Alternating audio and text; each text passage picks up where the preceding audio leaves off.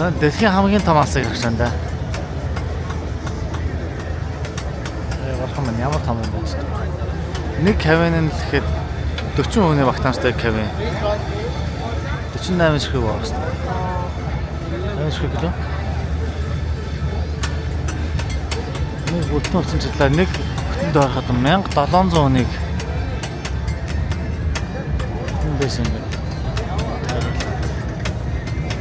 Энэ төрлийн 80 км/h яриад шүү дээ. Харах боломжтой юм байна шүү дээ. And Dubai. Алсыг харж байна. Дэлхийн хамгийн өндөр алсыг харж байна. Гэж байна.